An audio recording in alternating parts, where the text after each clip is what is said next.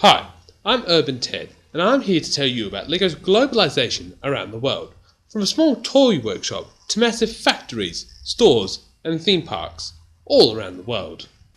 Globalization is the process in which the markets of the world come together to form one supermarket, allowing quick and easy trade between countries. Globalization started to become a major asset in the 20th century, as transportation became easier and countries started getting stronger relationships with each other. Before we knew it, our products were flying around the globe. Along with this, we are now being bombarded with different sorts of effective advertising. Advertising like billboards and taxis. This has greatly changed from the annoying guy in the street saying, "Floor rugs, I have 4 rugs, I am 4 rugs," which made you want to buy the product less. Globalization has made prices in stores cheaper, as we can produce things much cheaper in different countries. Like it's cheaper to produce cars in China than it is to produce cars in Australia. And it's cheaper to produce books in China than it is to produce books in Australia. Actually, I think it's just cheaper to produce everything in China. Except for that. It has allowed us to experience other cultures and ways of life, like American eating, Chinese marketing, American farming, European music, and American city life. This has opened up many ways of living. Like most things, globalization has its ups and downs. It has helped make people very rich, while at the same time making people very poor. While globalization has made us closer together, it also takes us away from who we used to be. And this seems to bother some people, but not others. Unfortunately, globalization has helped rich countries go over to poor countries and run them dry of money, leaving them in bad positions, which can lead to war and dictators. But on the bright side, organisations like Fairtrade have used the process of globalisation to help people get paid correctly, and this has helped communities in poverty-stricken areas to start making a living in the modern world. Globalisation is affecting us in more ways than you know. It's more than just shopping at cheap prices.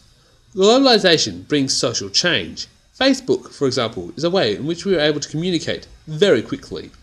Say, "Hey Smith, last night Harry fell out of a tree, broke his leg, pretty funny." And he'd say, "Oh, sorry, I wasn't paying attention. Hey, did you hear about Harry last night?" The process of globalisation is so interlocked that let's say Egypt's economy stumbled, it would affect the whole world, hence showing the effect globalisation has on our lives. Lego was created in Denmark. Yes, that is the country the Vikings come from. It started with a wooden toy maker called Old Kirk Christensen. And no, that's not the Kirk from Star Trek. He invented the first Lego brick shortly after the war, in 1949. He then continued to develop toys in the so-called new plastic toy revolution. He did this along with Barbie and several other toy brands. Lego started selling outside of the country in 1962 when the first sets hit the US. People over there were fascinated by this new form of toy, and soon Lego found itself other uses, such as modelling buildings, as you could build anything you wanted, from buildings to landscapes to vehicles. In fact, the government was even thinking of using it to help them during the Cold War, although I am yet to see them shoot a Lego warhead. Lego's policy is one for fun for kids without violence. Old Kirk did not want to focus on Lego making war machines, although some of these sets do incorporate these ideas. Lego also wanted to stay independent from other companies, so they made their own things for Lego sets, e.g. Bionicles, Lego City, and Lego Exoforce. In some cases, Lego has allowed other companies to make adjustments, for instance, Star Wars, Indiana Jones, and Lord of the Rings.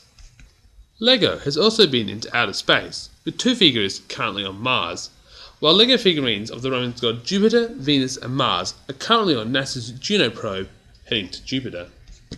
I don't think Old Kirk would think that his little toy shop would one day be a worldwide kids' toy that would construct everything that could be constructed and trash up every boy's room.